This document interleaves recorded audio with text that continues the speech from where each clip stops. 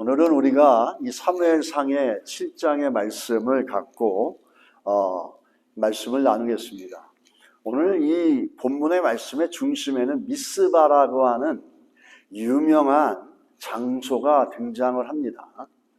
그 전에 먼저 사무엘상의 가장 주제가 뭐였냐면, 예전에 몇 번 우리가 여러 차례 얘기했지만 사무엘상의 가장 큰 주제는 뭐냐면 하나님의 주권입니다.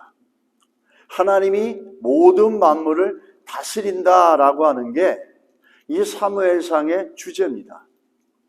이 사무엘상의 주제를 가장 잘 표현한 키버스가 뭐냐면 사무엘상 2장 30절이에요. 나를 존중히 여기는 자를 내가 존중히 여기고 나를 멸시하는 자를 내가 경멸하리라. Those who honor me I will honor, but those who despise me will be despised. 이게 하나님의 sovereignty, 하나님의 다스림과 하나님의 만물을 다스린다는 하나님의 주권을 가장 잘 표출한 겁니다. 이 말씀을 좀 더 평이하게 나누면 이런 거죠. 하나님을 가까이 하면 가까이 할수록 하나님의 선하심과 하나님의 인도하심은 정말 복되게 우리에게 드러난다는 말씀이에요. 그럼에도 불구하고 이스라엘 백성들은 우리가 사무엘 4장, 5장에서 보았지만 전쟁에서 실패하고 하나님의 법궤를 함부로 대하는 모습들을 보여줍니다. 그 모습은 무엇을 우리에게 리프렉팅 해주냐면, 제일 중요한 거, 하나님의 백성인데 불구하고도 하나님을 모른다. 하나님의 백성인데도 불구하고 하나님을 만나본 적이 없다라는 거예요. 그러다 보니까 하나님의 백성인데도 불구하고 하나님의 법궤를 블레셋 이방 사람들이 대하는 거와 전혀 차이가 없다는 겁니다. 우리는 오늘 이 이스라엘 백성들의 영적인 상태, 신앙의 상태를 뭘로 비유를 하자면, 한 이그젬플을 들자면 엄마를 잃은 아이입니다. 예전에 공원이나 그 유원지에 가면 때때로 어머니를 잃고 엄마를 잃고 울면서 헤매는 아이들을 만나본 적이 있으실 겁니다. 아이들이 엄마를 잃고 나서 너무 서럽게 우는 모습을 보면서 몇 가지를 좀 유추할 수가 있어요. 이 아이가 왜 엄마를 잃어버렸을까? 엄마를 잃어버리기 전에 너무 무언가 재밌는 것에 몰두해 보다 보니까 엄마를 잠시 어디 있는지 잊어버린 걸 수도 있고, 친구들하고 놀고 뭔가 신기한 것을, 장난감 같은 걸 만나서 거기에 정신을 잃고 놀다 보니까 엄마가 어디에 있는지를 잊어버리고 알지 못하게 된 게 아닌가라고 생각이 듭니다. 그런데 엄마를 잃어버렸다라는 생각이 들어오기 시작하면서 아이들은 그렇게 재밌게 놀고 즐겁게 놀았던 것들, 친구들도 다 팽개치고 그 다음에 나타나는 게 뭐죠? 울부짖습니다. 엄마를 찾아 울부짖습니다. 엄마가 어디 있는지 모릅니다. 아까는 너무 재밌게 놀았던 장난감을 갖다 줘도 그게 재밌지가 않습니다. 아까는 맛있게 먹었던 아이스크림을 갖다 줘도 엄마를 잃어버리고 우는 아이는 그것이 맛있게 느껴지지 않습니다. 그러다 우여곡절 끝에 엄마를 만나서 엄마의 손을 딱 잡고 엄마의 품에 안기게 되면 그 아이에게 세상은 또 완전히 바뀌어버립니다.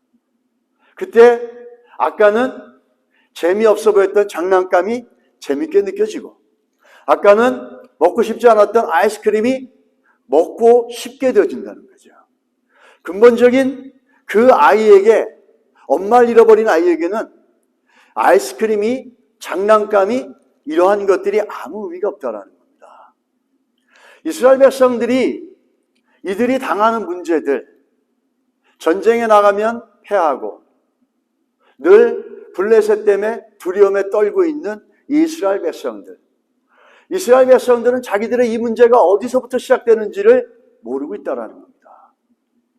이스라엘 백성들은 자기들이 살아가는 데 있어서 이 수많은 문제의 원인들, 이것이 자기들의 능력의 문제라고 생각하고 환경의 문제라고 생각을 할 수 있겠죠. 근데 성경은 뭐죠? 나를 안어하면은 I will honor you. 네가 나를 despise 하면 you will be despised. 네가 나를 가까이 하면 내가 너를 선하게 복되게 인생을 이끌어갈 텐데, 하나님을 만나고 하나님을 아는 게 자기들이 처해 있는 모든 문제를 해결해가고 그것들의 해결을 하고 풀 수 있는 가장 중요한 시작점이라는 것을 하나님의 자녀임에도 불구하고 그들은 몰랐어요. 미국의 그 찰스 알렌 박사라는 분이 교인들을 상대로 신앙생활을 서베이를 했습니다. 조계 조사를 해봤는데 그 내용이 굉장히 쇼킹합니다. 교인 중에 20%는 주일 예배를 출석하지 않는데 I am Christian 이렇게 얘기합니다. 그리고 교인 중에 25%는 거의 기도 생활을 하지 않는다는 겁니다. 또 교인 중에 35%는 성경을 아예 거의 읽지 않는다는 겁니다. 그렇지만 still saying I am Christian 이렇게 얘기합니다. 그리고 교인들의 40%는 교회를 다니지만 헌금을 할 생각을 하지 않는다는 겁니다. 또 교인들의 75%는 교회에서 어떤 일을 맡기거나 어떤 책임을 주거나 섬길 수 있고 봉사의직을 주면은 그거를 안 받고 안 하려고 한다고 합니다. 그리고 더 놀라운 거는 교인들 중에 85%는 한 번도 전도를 해본 경험이 없다는 거예요. 근데 더 재밌는 건 뭔지 아십니까? 이런 교인들이 100%가 다 하나도 빠짐없이 자기들은 천국에 갈 수 있다라는 확신을 가지고 있다는 겁니다. 여러분, 이런 것들을 보면서 현대 교인들도 어쩌면은 이 이스라엘 백성들의 모습들을 보면서 비춰 보여질 수가 있습니다. 하나님의 자녀고 크리스찬인데도 불구하고, 하나님의 자녀이고 하나님의 백성인데도 불구하고 이스라엘 백성들은 하나님을 몰랐어요. 하나님을 만나본 적이 없었어요. 그러니까 법궤를 그렇게 대했고, 법궤를 대하는 태도가 블레셋 그 젠타일 이방 백성이 하나님의 법궤를 대하는 거와 아무 차이가 없이 저 주방에 부엌에 있는 주전자 컵잔처럼 그렇게 아주 함부로 대했던 겁니다. 우리 예수 믿는 사람들도 어쩌면 지금 현대 교인들도 우리가 직면해 있는 수많은 문제들이 있고, 삶의 문제가 있고, 삶에 여러 가지 해결되지 않는 문제들이 있고, 내 안에 채워지지 않는 만족, 내 안에 갈등, 내 안에 만족하지 못하는 외로움, 빈 공간, 이 모든 것들이 하나님의 사람이고 하나님의 백성인데도 불구하고 하나님을 알지 못하고 하나님을 만나본 적이 없기 때문에 여전히 그 삶의 모든 정황은 만족스럽지 않고 해결되지 않는 걸로 가득 찰 수 있다는 겁니다. 우리 이스라엘 백성들을 통해서 그러한 모습들을 좀 살펴볼 수 있고 우리의 모습들을 비춰볼 수 있어야 될 줄 믿습니다. 이스라엘 백성이 만나지 못한 이유는 뭘까요? 하나님을 온전히 신뢰하고 만나지 못한 이유가 뭘까요? 왜 이스라엘 백성은 하나님의 자녀이면서도 하나님을 만나본 적이 없었을까요? 그 이유는 가장 중요한 건 뭐냐면, 엄마 잃은 아이는 엄마를 찾기 전에 아무것도 만족함이 없습니다. 그런데 반대로 이스라엘 백성은 엄마를 잃은 아이가 가장 불행한 건 뭐냐면 자기가 엄마를 잃어버렸다는 걸 모르는 겁니다. 이스라엘 백성들은 하나님의 자녀인데 자기들이 한 번도 하나님을 만나본 적이 없다라는 것을 모른다는 거예요. 예수를 믿는 여러분들, 이 자리에 나와 있는 여러분들 참 복된 분들입니다. 그러나 더 복되고 더 좋은 믿음으로 우리가 가려면 우리가 하나님을 더 깊이 알아가고 깊이 만나가는 그런 거룩한 경험들이 있어야 될 줄 믿습니다. 이 이스라엘 백성들은 왜 그랬을까요? 이스라엘의 백성, 이 오늘 나오는 사무엘상은 사사기 시대에 들어가 있습니다. 역사상으로 보면 그 로케이션이 사사기 시대입니다. 그리고 사사기 시대에도 맨 끝물입니다.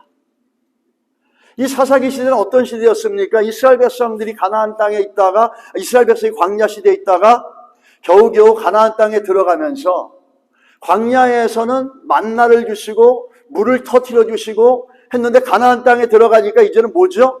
먹고 사는 문제가 실제적으로 그들에게 피부로 와닿습니다. 가나안 땅에 들어가면서 이스라엘 백성들이 하나님을 만날 수 없었던 이유 중에 한 가지는 이스라엘 백성들은 하나님을 섬기는 것에 계속해서 실패했던 것을 우린 사사기라고 하는 성경을 통해서 잘 보여주고 있습니다.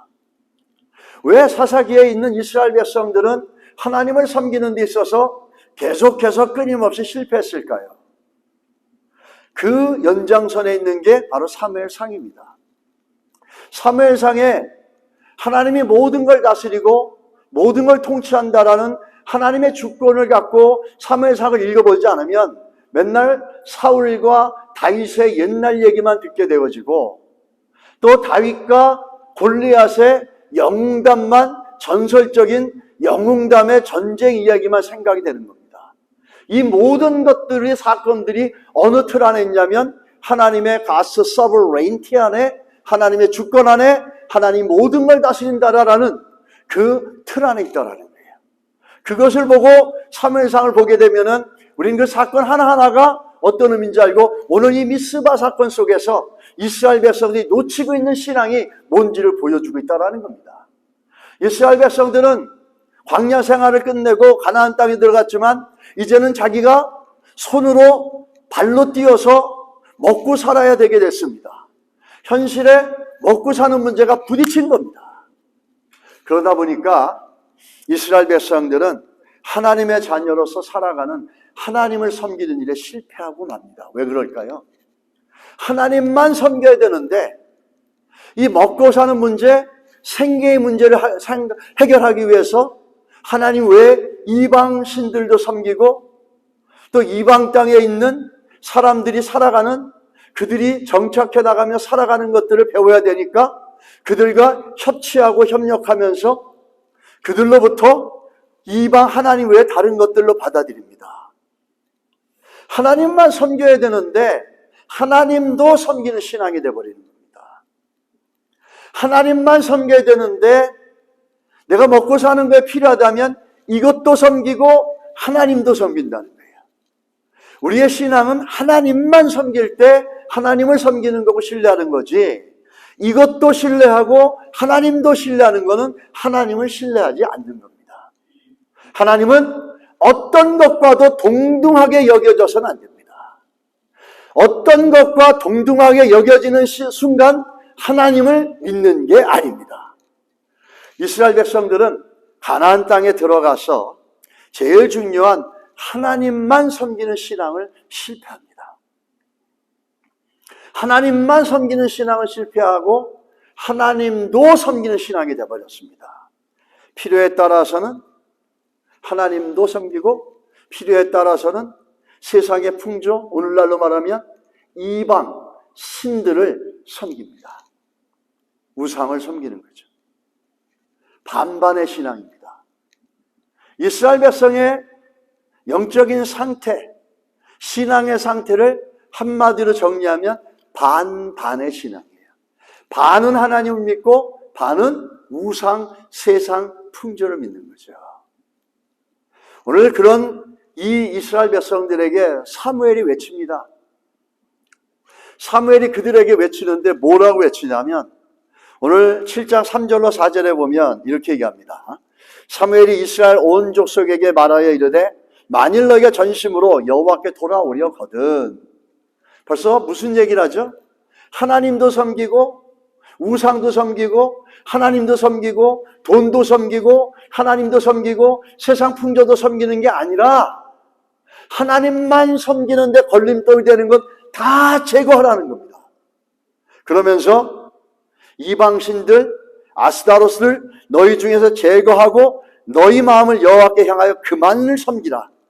그리하면 너희를 블레셋 사람의 손에서 건져내시리라. 이에 이스라엘 자손이 바알들과 아스타로를 제거하고 여호와만 섬기니라. 그렇게 얘기합니다. 이게 사무엘의 외침입니다. 그리고 이스라엘 백성들도 동의합니다. 그런데 사무엘 이스라엘 백성에게 외치는 우상, 세상 풍조, 하나님도 섬기는 게 아니라 하나님만 섬겨라라고 외치는 것. 이 사무엘의 외침은 어떤 걸까요? 이 먹고 사는 문제를 해결하기 위해서 반반의 신앙으로 살아가는 이 이스라엘 백성들의 신앙의 모습들. 반은 하나님, 반은 세상 풍조와 내 능력과 하나님을 섬긴다고 하지만 하나님만 섬기는 게 아니라 이것도 섬기고 하나님도 섬기는 그런 모습들이 이들 안에 있었습니다. 그래서 하는 것마다 무너지고 하는 것마다 실패하고 전쟁터에 나가면 매일 패하고 매일 블레셋이 두려워서 벌벌 떠는 인생을 살게 됐다는 거죠. 근데 그들은 하나님의 자녀면서도 자기들이 왜 이렇게 살아가 있는지 원인을 몰랐어요. 그 원인은 뭐죠? 반반의 신앙이라는 거예요. 반은 하나님, 반은 그 어떤 것. 반은 하나님, 반은 우상. 반은 하나님, 반은 세상 풍조. 반은 하나님, 반은 내 능력. 내가 가지고 있는 돈, 내가 가지고 있는 건강. 이 반반의 신앙이었어요. 그러다 보니까 맨날 패하는 거예요. 하는 것마다 안 되는 거예요. 그러니까 이 사무엘이 얘기하는 겁니다. 너희들의 인생이 성공하고 너희들의 인생이 새로워질 수 있는 길을 알려주겠다. 그게 뭐냐? 하나님만 섬겨라. 하나님도 섬기는 게 아니라 하나님만 섬겨라. 그리고 하나님만 섬기는데 방해되는 거 다 get rid of it. 없애버려라. 그러니까 이스라엘 백성이 오케이, 어그리, 동의한다. 이러고 동의하고 나오는 거예요. 자, 이렇게 보면은 오늘 보면은 우상을 제거하고 이렇게 나오고 사무엘이 제시하는 해결책 하나님만 섬겨라. 그러니까 동의하고 나오니까 이 사건이 굉장한 신앙의 전환점과 영적인 성장과 부흥과 거룩한 회개의 사건처럼 보입니다. 그러나 그렇게 보면은 사무엘상이 가지고 있는 그 이야기를, 그 중요한 것들을 다 못 보는 겁니다. 이들이 나온 거는 쉽게 말해서 이런 겁니다. 그래, 맞다. 우리가 하나님도 섬기고 세상도 섬기고 하나님도 섬기고 이방도 섬기고 하나님도 섬기고 내 능력도 섬기니까 되는 게 없었더라. 그러면 사무엘 얘기를 한번 들어보자. 사무엘 말대로 가서 다 제거하고 하나님만 섬겨보자. 왜? 먹고 살기 위해서는 이거밖에 없는 것 같다. 먹고 살고 문제 해결하고 내가 지금 당면한 이 문제를 해결해서 생존의 문제를 해결하려면 하나님만 섬기자는 저 얘기를 듣고 나오자. 무슨 얘기죠? 하나님 앞에 나오고 하나님만 섬기는 것을 먹고 사는 문제를 해결하기 위한 수단으로 취하고 있다는 거예요. 왜 그렇게 얘기할 수 있느냐? 여러분 사무엘상 8장 7절에 보면 여호와께서 사무엘에게 이르시되 백성들이 내게 한 말들 다 들으라. 이는 그들이 너를 버림이 아니여 나를 버려 자기들의 왕이 되지 못하게 함이니라. 이스라엘 백성들이 하나님 앞에 나왔어요. 우리가 지난번에 살펴봤지만 맨날 깨지고 맨날 터졌던 블레셋 군대를 갖다가 이잡도 잡아서 다 죽이고 승리했어요. 이제 살만한 겁니다. 이제 살만하니까 이들이 어떻게 하죠? 하나님을 거절합니다. 하나님을 거부해요. 그러므로 인해서 이들이 미스바라고 하는 장소에 나와서 여호와만 섬기겠다라는 그 고백은 정말 변화돼서가 아니라 먹고 살고 생존의 문제를 해결하기 위한 수단으로 하나님 앞에 나오는 걸 선택했다라는 거예요. 문제 해결을 위해서 하나님 앞에 나왔다라는 거예요. 문제 해결만을 위해서 하나님 앞에 나왔다라는 거예요. 그러니까 하나님이 철저한 수단이 되어버린 겁니다. 이게 진정으로 그들 안에서 우러나와서 정말 회개하고 하나님만 섬기기로 했다면 사무엘상 8장 바로 그 다음 장에 하나님을 철저하게 의도적으로 거부하는 일은 나오지 않았어야 되는 겁니다. 여러분, 때로는 우리가 문제를 위해서 하나님 앞에 나오는 거, 이것도 중요한 겁니다. 문제를 해결하기 위해서 하나님 앞에 간구하는 거, 그건 나쁜 거 아닙니다. 좋은 거라고 볼 수 있습니다. 그러나 더 좋은 신앙이란 건 어떤 걸까요? 이 좋은 신앙이란 건 뭘까라는 겁니다. 하나님만 섬기고 하나님 앞에 나오는 것, 너무너무 중요하죠. 문제 해결을 위해서 내가 막막한 이 상황 속에서 이 문제 해결을 위해서 하나님 앞에 나와서 부르짖고 하나님만 섬기겠다고 그렇게 믿음의 고백을 하고 설상 내일 바뀔지라도 그렇게 고백하는 것 결코 나쁘다고만 얘기할 수는 없습니다. 때로는 필요할 때도 있습니다. 그런 믿음과 기도가. 그러나 좋은 믿음, 하나님이 원하는 그런 상태의 수준에까지 올라갈 수 있는 그 믿음은 어떤 것인가 하는 게 오늘 미스바라라는 곳을 통해서 보여주고 있다는 겁니다. 이스라엘 백성들은 살기 위해서, 문제 해결을 위해서, 먹고 사는 문제를 위해서 하나님 앞에 나왔습니다. 그 나온 이스라엘 백성들이 어디냐면 그들이 나온 게 어디입니까? 미스바라는 곳입니다. 미스바. 하나님은 이 미스바라는 곳에서 무엇을 하기 원하셨고 이스라엘 백성들이 이 미스바라는 곳에서 무엇을 깨닫고 알기를 원했는지를 살펴볼 수 있습니다. 이 미스바가 뭘까요? 우리 한국교회에서 미스바 대각성운동, 기도회, 회개, 미스바 이런 얘기를 많이 합니다. 이 미스바라고 하는 그 단어는 히브리어로 얘기할 때 와치타워. 우리가 그 여호와 증인들이 와치타워라는 잡지 많이 쓰지 않습니까? 이 멀리 본다라는 거예요. 그 다음에 가드 포스트, 이 초소라는 겁니다. 여기보다 더 높아가지고 타워죠. 높은 곳에 있으면서 더 멀리 보고 더 많이 보고 더 빨리 본다라는 거예요. 이 미스바라는 그런 의미예요.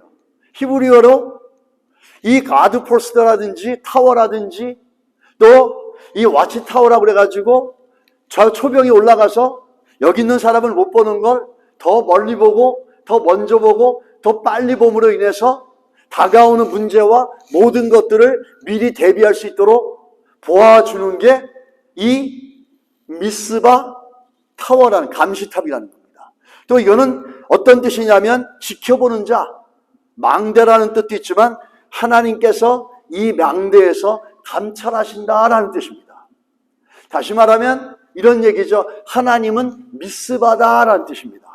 하나님은 높은 곳에서 나보다 더 멀리 보시고 나보다 더 많이 알고 계시고 나보다 더 빨리 보신다는 겁니다. 할렐루야. 그러므로 인해서 하나님은 모든 것을 다 아신다는 거예요. 하나님은 모든 것을 통치하고 모든 것을 하나님께서 주재하신다는 겁니다. 우린 그거를 하나님의 주권 이렇게 얘기하죠. 하나님이 다스리십니다라고 얘기합니다. God's sovereignty 이렇게 얘기합니다. 그게 하나님의 뜻 가운데 만물을 다스리고 인생을 다스리고 역사를 이끌어 가시고 이스라엘 백성들을 이끌어 가신다고 하는 게 이 사무엘상의 가장 중요한 핵심입니다.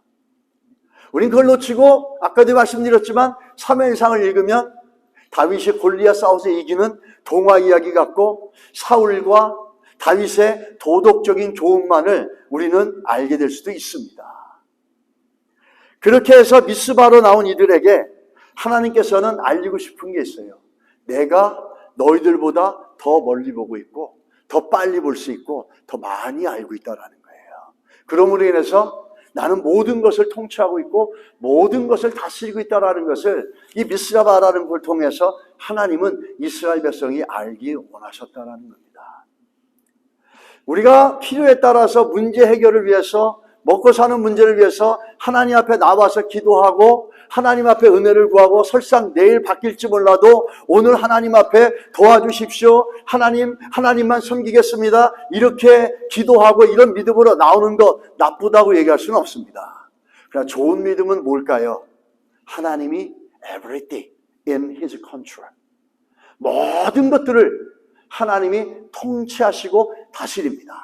지금의 내 문제도 내 삶도 내 미래도 내 앞으로도 하나님이 다스리고 하나님이 통치하십니다 라고 하는 것이 좋은 믿음이고 오늘 사무엘상을 통해서 하나님이 우리가 알기 원하는 믿음의 모습이고 갖기 원하는 믿음의 모습이고 그런 하나님을 알아가고 만나가길 원하신다는 겁니다.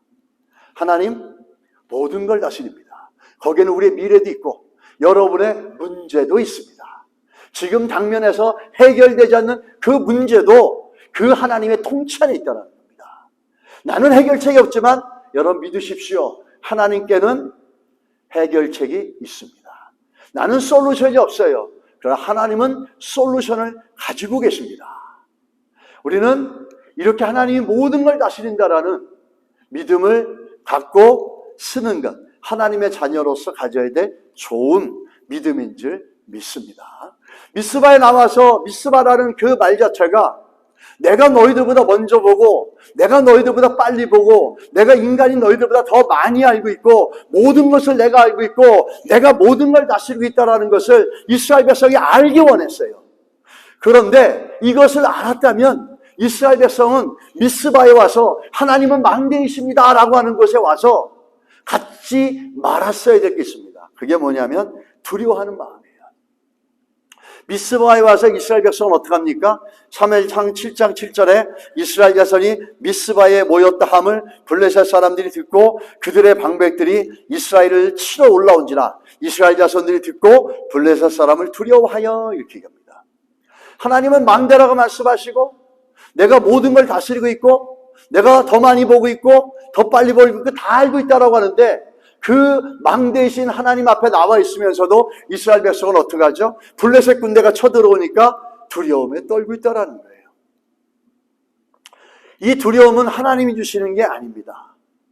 이스라엘 백성들이 만약에 하나님이 망대시고 하나님이 미스바시고 하나님은 더 많이 더 멀리 모든 걸 알고 계시고 모든 걸 다스린다는 믿음이 있었다면 그들은 두려워할 것이 아니라 하나님이 일하실 것을 소망을 갖고 기대했었어야 된다는 겁니다.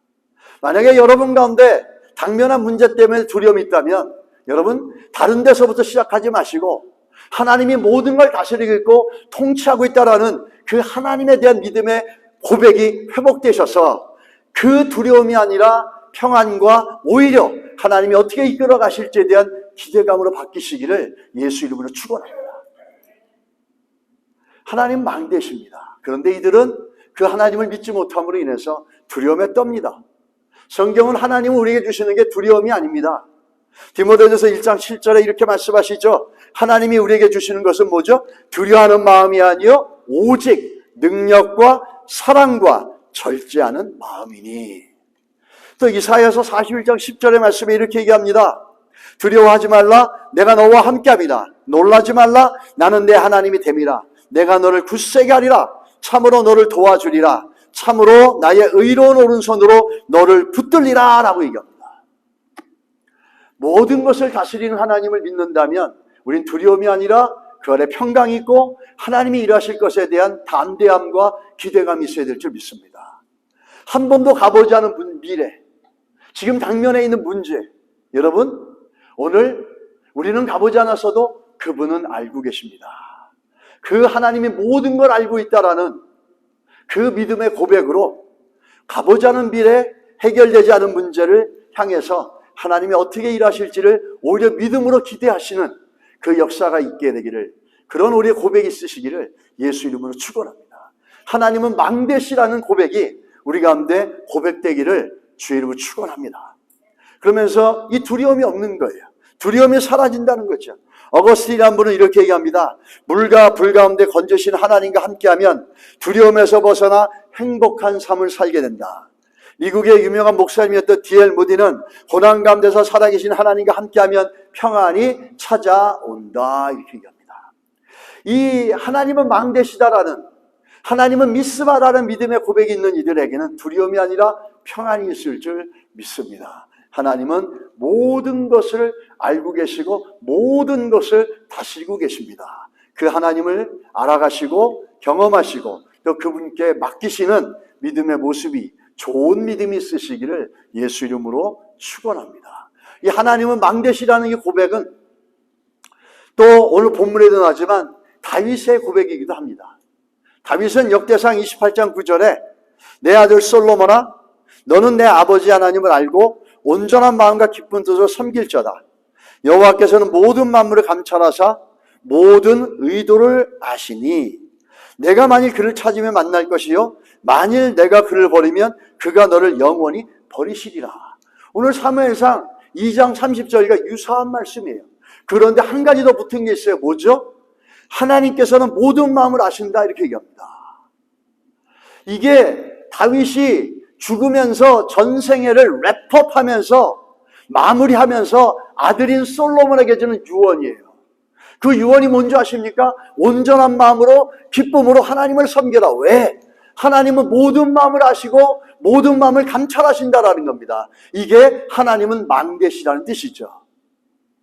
이게 무슨 말이죠? 하나님은 모든 인간들의 마음을 알고 인간들의 의도와 선한 것과 나쁜 의도와 인간 안에 있는 모든 의도와 모든 태도와 마음을 하나님은 다 아신다는 겁니다.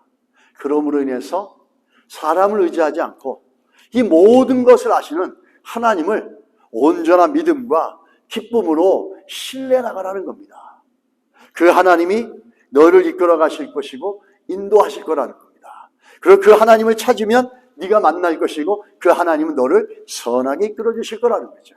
이 메시지 속에는 이 다윗의 이 마지막 유언 속에는 그가 살아왔던 삶 속에 사람들에게 수많이 배신도 당하고 상처도 받고 하나님을 신뢰한다 그러지만 사람들을 의지하며 나갔다가 당했던 많은 일들이 베어져 나오고 있는 걸 볼 수 있습니다. 사람들이 아니라 네가 의지할 것은 변함없으시고 모든 것을 아시는 하나님이시라는 거예요. 하나님은 하나님을 알고 하나님 앞에 가까이 가면 사람들이 무슨 생각을 하든 어떤 의도가 있든 하나님이 다스리고 통치하신다는 겁니다. 할렐루야. 우리 안에도 이런 믿음이 있게 되기를 예수 이름으로 축복합니다. 하나님은 망대십니다. 사람에게 위로받고 또 사람의 생각이 어떤지 그것 때문에 고민할 것이 아니라 우리 모든 것을 하나님을 기쁨으로 온전함으로 바라보고 신뢰하며 섬겨나가는 믿음이 될 때 그분이 먼저 가셔서 예비하시고 먼저 가셔서 준비하시고 모든 것을 해결해가며 높은 담을 뛰어넘을 수 있는 능력들을 부어주실 줄 믿습니다. 하나님은 망대시라는 거예요. 근데 이스라엘 백성들이 이 왜 하나님의 모든 걸 통치하고 다스려 가신다라는 것을 왜 이스라엘 백성들은 깨닫지 못했을까요? 이스라엘 백성들은 하나님의 백성이었습니다. 전쟁에 이기게 해달라고 기도해달라고 사무엘에게 부탁했죠. 이 말은 뭐죠? 하나님께 이 문제 좀 해결해주고 이 먹고 사는 문제, 생존의 문제를 좀 해결해달라고 기도를 부탁했어요. 그랬지만 이 사람들은 결국에 사무엘상 8장 7절에 하나님을 거부합니다. 이렇게 하나님 앞에 기도까지 부탁했는데 이들은 정말 중요한 건 뭐냐면 이 하나님이 모든 걸 다스린다라는 것에 대한 신뢰가 없었던 겁니다. 왜? 하나님 만나본 적이 없었기 때문에. 그래서 중요한 걸 또 놓치기 시작합니다. 사무엘상 7장 10절에 보면 사무엘이 번제를 드릴 때에 블레셋 사람이 이스라엘과 싸우려고 가까이 오매 그날에 여호와께서 블레셋 사람에게 큰 우레를 발하여 그들을 어지럽게 하시니 그들이 이스라엘 앞에 패할지라. 이 사람들은 사무엘에게 블레셋과 싸워서 이기게 해달라고 기도를 부탁할 때 어쩌면 그들의 생각은 뭔가 정치적으로 변화가 일어나고 군사적으로 변혁이 일어나서 그 가운데 자기들이 생각하고 있는 범전에서 이 역사가 일어날 것이다 라고 기대할 수 있었습니다. 갑자기 지원군이 온다든지 뭐 이런 맥락에서 그들은 하나님이 도우실 걸 생각했는데 하나님이 그들의 생각과 완전 다르게 역사하는 거예요. 어떻게 역사하십니까? 천둥과 번개를 쳐서 이 전쟁을 승리를 이끌어 가신다는 거예요. 이 부분에 대해서 이스라엘 백성들은 깨닫지 못한 거예요. 뭘 못 본 겁니까? 아무리 인간이 능력이 있어도 천둥과 번개를 만들어낼 수는 없습니다. 인간의 능력이 아무리 뛰어나다 해도 천둥과 번개를 일으킬 수는 없어요. 그런데 하나님은 원하시면 어떤 형태든지 무엇이든지 할 수 있는데 사람의 생각과 너무 다르게 역사했다는 거예요. 그 얘기는 하나님은 이 사건을 통해서 보여주시는 게 있어요. 하나님이 모든 것을 통치하고 다스린다는 겁니다. 자연의 천둥과 번개, 지진과 우박과 해일과 이 모든 것들을 하나님이 다스리고 하나님이 원하신다면 사람이 생각할 수 없는 방법으로 얼마든지 이 천재재변을 통해서라도 하나님은 일하시고 역사하신다는 거예요. 이스라엘 백성들은 하나님이 모든 걸 다스린다라고 보여줬던 이 사건들을 깨닫지 못했습니다. 그런 놀라운 사건들을 보면서 와, 하나님이 자연을 다스리고 계시고 모든 걸 통제하고 계시고 하나님이 원하신다면 이 모든 것들을 통해서 우리를 승리로 이끌어갈 수 있겠구나 하고 하는 하나님의 다스림에 대해서 깨닫지 못합니다. 하나님을 만나지 못하고 하나님을 제대로 알지 못하기 때문에 이들은 그것을 볼지 못하라는 거죠. 하나님은 우리가 상상할 수 없는 방법으로, 우리가 생각할 수 없는 놀라운 방법으로 하나님은 역사하시고 일하십니다. 그런데 우리는 내가 가지고 있는 경험과 내가 가지고 있는 지식과 내가 가지고 있는 안목을 갖고 그렇게 하나님을 생각할 때가 참 많습니다. 그거를 뭐라고 얘기하냐면 하나님을 박스 안에 집어넣는다 이렇게 얘기합니다. Don't put God into a box. 하나님을 박스 안에 집어넣는 거예요. 그 박스는 뭐죠? 내가 가지고 있는 지식, 내가 가지고 있는 경험, 내가 가지고 있는 그 어떤 것들로 하나님을 제한하고 하나님을 박스 안에 집어넣는다는 거죠. 하나님은 여러분이 갖고 있는 생각과 여러분의 경험과 여러분의 지식의 박스 안으로 하나님을 집어넣지 마시기 바랍니다. 하나님은 그거보다 더 위대하게, 그거보다 더 놀랍게, 그거보다 더 힘차게 그거를 뛰어넘으면서 어떤 형태든지 그분은 일하실 수 있습니다. 천둥을 끄집어들여서 전쟁을 승리하게 하실 수도 있고 총칼을 쓰지 않아도 됩니다. 그분은 우박을 쏟아내셔서 전쟁을 이기게 할 수도 있고 하나님은 그 어떤 방법을 통해서도 그 문제 속에서 우리의 인생을 해결해 가실 수 있는 분이십니다. 그러나 우리는 우리 방법에 붙잡혀 있고 내가 정하는 시간대에 하나님이 역사 안 해주면 하나님이 응답하지 않았다라고 하는 그런 믿음의 모습을 가질 때가 참 많다라는 거예요. 내 방법과 내 시간대에 하나님을 박스에 집어넣지 마시기 바랍니다. 하나님은 그 박스에 들어가기는 너무너무 위대하시고 크신 분이라는 거죠. 그렇게 자기 박스에 안 들어온다고 하나님은 없다 그러고 자기 박스에서 들어오지 않는다고 하나님이 응답하지 않고 믿어도 소용없다라고 하는 것은 하나님을 잘 모르기 때문에 그런 거죠. 하나님을 정확히 말하면 제한하고 있다는 거예요. 무엇으로? 내 생각과 내 지식으로. 하나님은 거기에 제한되지 않습니다. 하나님을 하나님 되게 신뢰하시기를 예수 이름으로 축복합니다. 이 미스바에서 하나님의 주권을 알아야 되는 이스라엘 백성들은 하나님의 주권을 알지 못합니다. 여러분, 하나님이 다스리고 하나님이 통치한다는 하나님의 주권을 모르는 신앙은 야고보서에 보면 4장 13절로 16절에 이렇게 나옵니다. 들으라, 너희 중에 말하기를 오늘이나 내일이나 우리가 어떤 도시에 가서 거기 1년을 머물며 장사하며 이익을 보리라 하는 자들아, 내일 일을 너희가 알지 못하는도다. 너희 생명이 무엇이냐? 너희는 잠깐 보이다 없어지는 안개니라. 너희가 도리어 말하기를, 그런 말 하지 말고 이렇게 좀 얘기해라. 주의 뜻이면 우리가 살기도 하고 이것이나 저것을 하리라 할 것이거늘 이제도 너희가 허탄한 자랑을 하니 그러한 자랑은 다 악한 것이냐. 이게 하나님이 다스리고 모든 것을 선하게 이끌어 가신다라는 하나님의 주권의 신앙을 강조하는 이 야고보 선생님의 가르침입니다. 이 미래를 얘기할 때 미래 시간도 내 것이고 내 인생이 나의 선택을 통해서 이루어지고 나의 영리와 나의 이익만을 위해 살아가는 사람들, 하나님의 주권을 모르는 거죠. 하나님이 모든 걸 다스린다는 걸 모르는 거죠. 미래를 여러분과 제가 다듬을 수 있겠습니까? 내일 우리가 뭘 한다고 해서 우리의 뜻대로 될 수 있겠습니까? 안개가 따르지 않습니까? 그래서 얘기하죠. 오늘이나 내일이나 어떤 도시에 가서 1년을 머물며 장사하며 이익을 보리라. 이게 하나님의 뜻을 모르고 자기의 계획과 자기의 선택으로 자기 인생이 되어지는 줄 안다라는 거예요. 근데 야고보는 초대교회는 이런 말이 있었습니다. 초대교회는 초대교인들에게 늘 권면하고 늘 가르치는 것이 있었는데 그게 뭐냐면 주의 뜻대로 하라는 거예요. 그렇게 너희 뜻대로 생각하고 너희가 미래를 결정하고 너희의 선택으로 하나님의 섭리가 아니라 우연히 네가 선택하고 되어지는 게 아니라 하나님의 계획대로 되어진다라고 그렇게 믿어라 라고 야고보 선생님과 초대교회는 지도자들이 그 성도들에게 그렇게 권면하고 가르쳤던 얘기를 야고보서에서 얘기하고 있다는 겁니다. 우리는 하나님의 주권을 모르는 사람들은 미래도 모든 것들이 다 우리의 뜻대로 우리의 생각대로 되어질 거라고 생각합니다.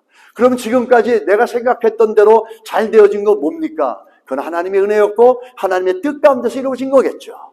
미래도 마찬가지라는 겁니다. 이스라엘 백성들은 이 좋은 믿음이 그들에게 아직까지 이루어져 있지 않았습니다.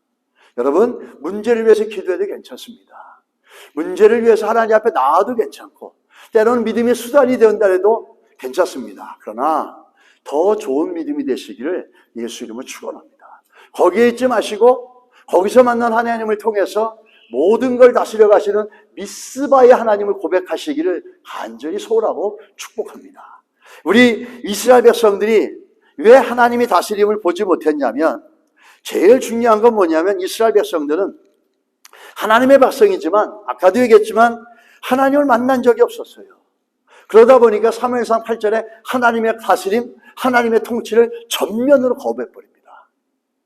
하나님을 만난 적이 없고 하나님을 경험한 적이 없고 하나님을 정말 인격적으로 알지 못하니까 자기 생각과 또 살만 해보니까 세상을 보니까 세상에는 왕이라는 존재가 있으니까 야 그러면 더 잘 살 줄 알고 하나님을 내팽개쳐 버리고 우리는 하나님이 필요 없고 세상 사람들처럼 인간의 왕을 좀 세워주십시오. 그렇게 하나님을 버려버렸어요. 왜죠? 하나님을 만난 적이 없기 때문에, 하나님을 인격적으로 알지 못하기 때문에. 그렇기 때문에 그들은 그렇게 되어집니다. 우리 성경에 보면은 하나님을 만난 사람들의 특징이 있습니다. 이사야 선지자를 대표적으로 보게 되면 이사야 선지자는 위대한 선지자였습니다. 근데 그렇게 위대한 선지자가 되기 전에 그에게 있어서 중요한 사건이 있었죠. 이사야 6장입니다. 거기서 하나님을 만나는 거예요. 그때가 언제였습니까? 우시야 왕이 죽었을 때예요. 우시야 왕하고 이사야는 사촌지간이에요. 이 우시야 왕이 죽었다라는 것은 이 나라가 직면한 위기이기도 하지만 사촌이 죽은 것에 대한 이 이사야에게도 굉장한 그 위기고 어려움이고 힘든 어려운 시대였습니다. 근데 이 시기에 하나님이 이사야를 만나주는 거예요. 자기가 이렇게 의지했던 것들이 사라지자 하나님이 그를 만나주는데 만나고 난 다음에 이사야가 어떻게 반응합니까? 하나님을 만나고 나서 이사야서 6장 5절에 그때 내가 말하되 화로다 나여 망하게 되었도다. 나는 입술이 부정한 사람이여 나는 입술이 부정한 백성 중에 거주하면서 만군의 여호와이신 왕을 되었음이로다 하였더라. 그가 하나님을 만나고 나서 제일 먼저 공백한 건 나는 죽었다 이겁니다. 나는 망했다 이겁니다. 나는 부정한 존재다. 나는 더러운 존재다라는 거예요. 그것을 소리쳐서 외쳤습니다. 자기는 굉장히 의롭고 깨끗한 선지자인 줄 알았고 그동안 그렇게 살아왔고 정말 자기 자신이 부끄러움을 살았다 왔는데 하나님을 만나고 나서 보니까 절대 거룩 앞에 서다 보니까 자기가 얼마나 부끄러운 존재인지 자기 안에 얼마나 추악하고 얼마나 더러운 것들이 많은 건지를 그는 발견한 겁니다. 그러면서 나는 부정한 자요 내 입술은 부정한 것이요 나는 망하였도다 이렇게 얘기합니다. 그러면서 그 얘기를 쉽게 말하 나는 죄인이다. 내 안엔 죄밖에 없다. 나는 정말 하찮은 존재고 죄인이고 아무것도 내가 쓸 것이 없다라고 이렇게 얘기합니다. 이사야가 죄를 져서 그랬을까요? 이사야가 그렇게 죄를 많이 져서 그럴 것일까요? 남의 돈을 훔치고 도박하고 도적질하고 살인하고 이런 죄를 많이 졌을까요? 아니에요.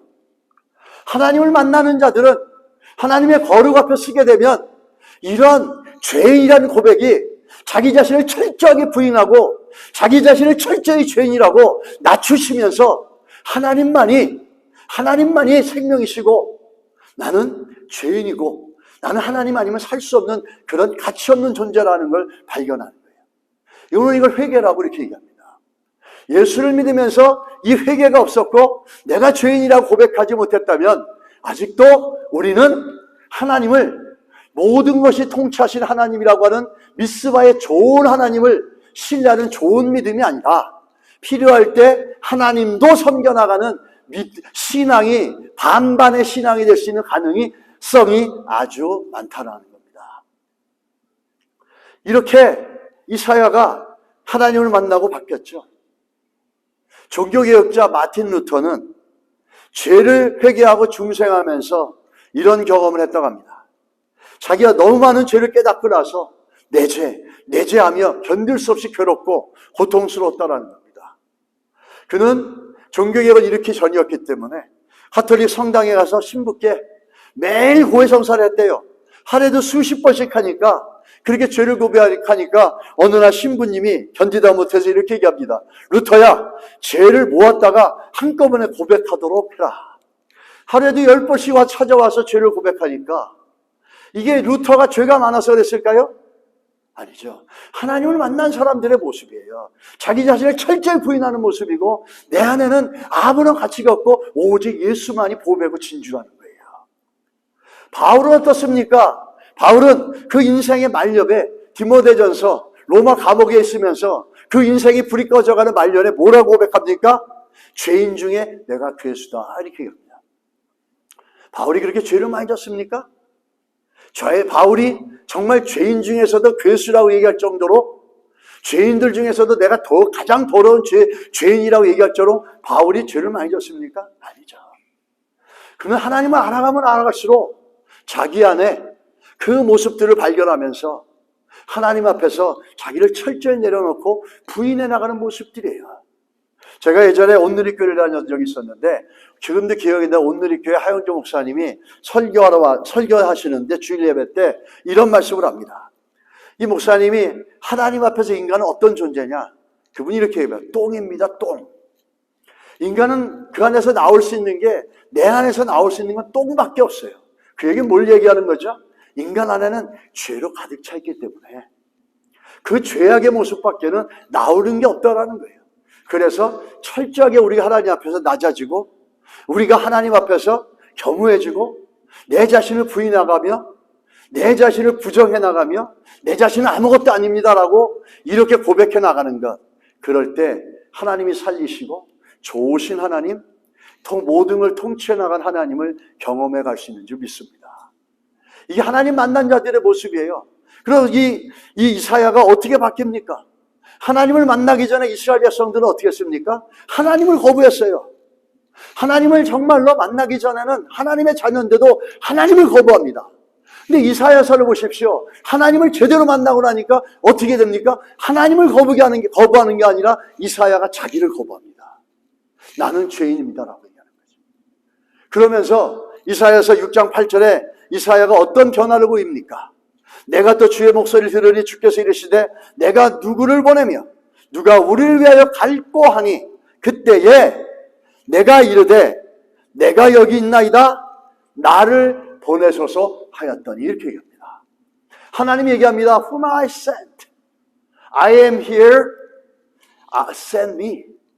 Let me go. 이제는 자기 계획과 자기의 선택을 살아가는 게 아니라 하나님을 만나고 나서 자기를 거부하고 나니까 하나님의 뜻과 하나님의 계획 가운데 순종해 나가는, 철저하게 자원하며 순종해 나가는 이사야의 모습이 있다는 거예요. 왜 그럴까요? 내 계획과 내 선택이 아무리 좋아도 하나님의 계획과 하나님의 선택 앞에 내 계획과 내 선택은 아무것도 아니라는 거죠. 그러면서 자기 계획은 포기하고 자기 뜻은 내려놓고 하나님 나를 보내주소서. 예전에 제 신학교 때 주여 내가 여기 있사오니 나를 보내소서, 이런 찬양인데 주여 내가 여기 있사오니 죄를 보내소서, 이렇게 찬양했던 기억이 있습니다. 이사야는 하나님을 만나고 자기를 거부하는 거예요. 자기 뜻을 거부하고 자기 선택을 거부하며 하나님의 뜻과 하나님의 계획 가운데 순종해 나가고 있다는 겁니다. 여러분, 우리가 어떤 믿음을 가지고 있는지, 정말 잠시 문제 해결을 위해서 하나님 앞에 나오는 믿음인지, 아니면 우리의 미래와 이 모든 것들을 하나님 다스려 가신다는 그런 오늘 사무엘상이 말하는 좋은 믿음이 있는지 우리 안에 물어보시기를 주 이름으로 축원합니다. 우리가 하나님을 만난 자들은 이사야처럼 자기를 거부하며 좁은 문으로 들어갈 수가 있습니다. 그러나 이 하나님을 만나지 못하고 하나님을 인격적으로 알지 못하면 우리는 넓은 길, 눈에 보이는 그것이 멸망으로 이끌어져 간다 할지라도 그 길로 갈 수밖에 없는 어리석음을 범할 수밖에 없습니다. 우리 하나님이 모든 걸 다스려 가신다는 것, 하나님을 아는 이들, 인격적으로 믿는 이들, 이런 이들은 오늘도 좋은 믿음으로 미스바의 하나님을 신뢰해 가야 될 줄 믿습니다. 미래도 그분 앞에 있고 우리의 문제도 그분 앞에 있습니다. 그분이 다스려 가십니다. 마지막으로 말씀을 마치면서 나의 갈 길 다 가도록이라는 그 찬양을 지으신 분이 있죠. 이 제인 크로스비라는 분이 있습니다. 이분은 6살 생후 6주가 돼서 감기에 걸렸어요. 그런데 감기에 걸리고 눈 주위가 빨갛게 부어오르니까 의사에게 가니까 의사가 이 좋은 의사가 아니었던 것 같아요. 겨자를 눈에 바르면 낫는다고 해서 그 가정에서 일하는 가정부가 겨자를 갈아가지고 뜨겁게 데워서 눈에다가 바릅니다. 그러면서 그 부작용으로 눈을 멀어버리고 시야를 잃어버리게 됩니다. 그러므로 제대로 세상을 보지 못하고 평생 앞 못 보는 맹인이 되는 거죠. 근데 12살 때 또 거기다가 설상가상으로 아버지가 세상을 떠나면서 앞을 못 보는 데다가 아빠마저 어릴 때 세상을 떠나면서 힘든 삶을 살게 됩니다. 근데 이런 힘든 삶 속에 지치고 어려운 인생길에서 예수님을 만나게 됩니다. 그러면서 예수 그리스도를 만나게 되면서 하나님과 동행하면서 그분을 의지하며 살아가면서 그 인생이 즐겁고 만족한 삶이 되는 거예요. 그래서 그분이 지었던 유명한 찬송가들이 너무나 많습니다. 이 환희 제인 크로스비, 맹인이었지만은 그는 늘 하나님을 찬양하고 아름다운 시를 쓰면서 하나님을 찬양했어요. 1847년에 맹인학교를 졸업하고 난 다음에 교사가 되어서 맹인들을 가리키다가 남편을 만나서 결혼을 합니다. 그가 지은 시는 9,000편이 넘죠, 찬송가는.